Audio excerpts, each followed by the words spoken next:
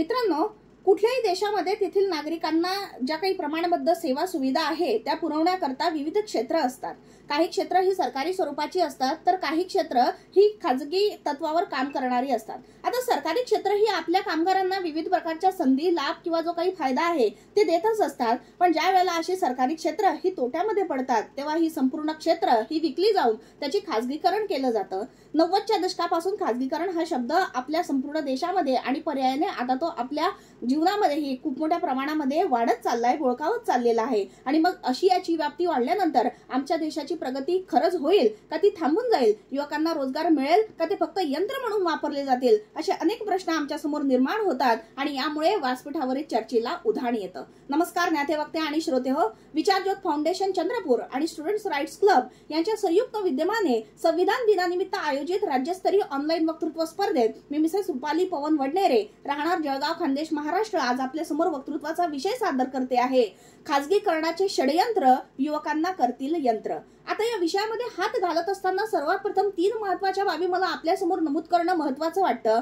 पहिली बाब अशी की मध्य रेल्वेला किंवा भारतीय रेल्वेला डिझेलचा जो काही पुरवठा इंडियन ऑइल कॉर्पोरेशन ही कंपनी करत होती, सदैव स्थितीतील सरकारने ते संपूर्णतः रद्द करून त्याचा संपूर्ण कारभार हा रिलायन्सला दिला. दुसरी बाब अशी की सर्व सरकारी संस्था, कार्यालय किंवा बँका यांच्यामध्ये BSNL ची सुविधा जी काही चालू होती ती रद्द करून त्याचे संपूर्ण अधिकार हे जिओला देण्यात आले. आणि कोरोना काळामध्ये पारित केलेल्या एका महत्वाच्या निर्णयानुसार आदरणीय पंतप्रधानांनी हे जाहीर केलं की भारतामधील सर्व पब्लिक सेक्टर्स ही विकली जातील. आणि यातली धक्कादायक बाब अशी की ही संपूर्ण सेक्टर्स विकल्यानंतर सरकारला फक्त 2.5 लाख कोटी इतकाच फायदा होईल. आता ही बाब धक्कादायक का आहे तर अनेक अर्थतज्ञांच्या मतानुसार एकटी BSNL कंपनी आम्ही जर विचारात घेतली तर संपूर्ण भारत देशातील महानगरामध्ये या BSNL ची जेवढे काही प्रॉपर्टी आहे किंवा टोलेजंग इमारती आहे यांची एकूण किंमत ही हजारो अब्जो रुपयांमध्ये आहे. तर मग अशी भारतातील संपूर्ण पब्लिक सेक्टर्स विकल्यानंतर फक्त 2.5 लाख कोटी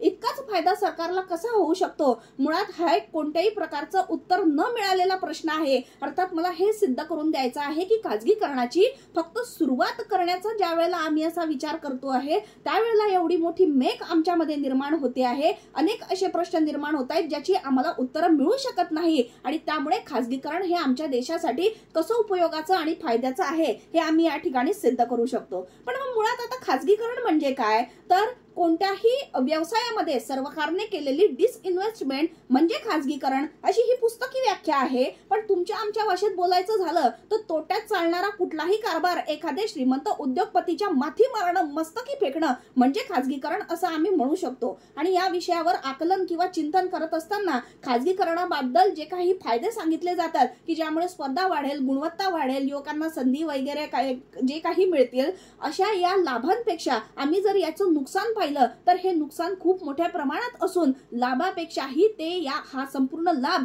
नामूद करणारा आहे किंवा दाबून टाकणारा आहे. आणि म्हणून आज या खाजगीकरणाच्या बाबतीत बोलत असताना या खाजगीकरणाचं सर्वात मोठा तोटा की या खाजगीकरण निर्माण झाल्या कारणाने बेरोजगारी ही आमच्या देशामध्ये खूप मोठ्या प्रमाणात वाढेल. आणि ती कशी तर कुठल्याही खाजगीकरण झालेल्या कंपनीचा सगळ्यात पहिला हेतू असतो तो म्हणजे रोजगार भरती, कामगार भरती बंद करणं, रिक्रुटमेंट बंद करणं. आणि यामुळे काय होईल की जी काही क्षमतेची कामगार यांच्याकडे आधीपासून उपलब्ध आहेत यांची संपूर्ण क्षमतेने अधिकाधिक उत्पादन कसं घेतलं जाईल याचा विचार केला जाईल.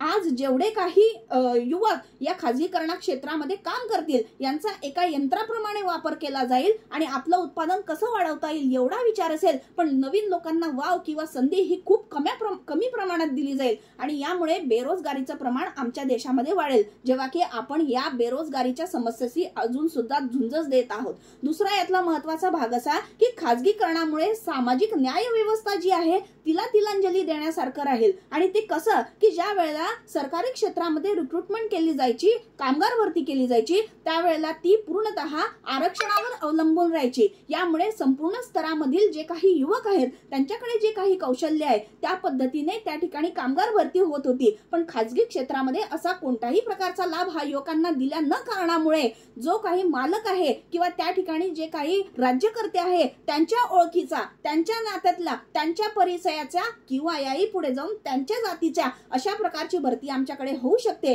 आणि यामुळे जाती व्यवस्थेला, समाज व्यवस्थेला आणि न्याय व्यवस्थेला तडा जाऊ शकतो आणि म्हणूनच अशी एक दुसरी समस्या आमच्या देशात निर्माण होऊ शकते। दुसरी यातली महत्त्वाची बाब जी मला अशी वाटते की यामुळे स्त्रियांचं देखील सामाजिक स्तरावर खच्चीकरण होऊ शकतं। एवढंच नव्हे तर पदोन्नतीसाठी मनासारखा पगार मिळण्यासाठी स्त्रियांचा वापर केला जाऊ शकतो आणि यामुळे स्त्रियांच्या मान सन्मानाला आणि समाजामध्ये असणाऱ्या दर्जाला जो काही तो तडा जाऊ शकतो। या तीन गोष्टी आम्ही या महत्त्वाच्या मानतो। याही पुढे जाऊन बोलायचं झालं तर आज बँकांचं जर आम्ही खाजगीकरण केलं तर मला असं वाटतं की शेती व्यवसायामध्ये जे काही नवीन उद्योजक व्हायची इच्छा ठेवतात त्या युवकांना शेती करण्यासाठी किंवा नवीन व्यवसाय करण्यासाठी या प्रायव्हेट बँकांनी जे काही अनुदान देण्यात येणार आहे यामध्ये जर भरपूर काही अटी निर्माण केल्या किंवा जर अनुदान देण्यासाठी मागे पुढे केली तर असे जे नवीन युवक जे शेती करू इच्छिता किंवा उद्योजक होऊ इच्छिता यांच्या सर्व इच्छा आकांक्षा ह्या एका बाजूला जातील। बेरोजगारीचा प्रश्न निर्माण झाल्या कारणाने आमच्या देशाची जी काही अर्थव्यवस्था आहे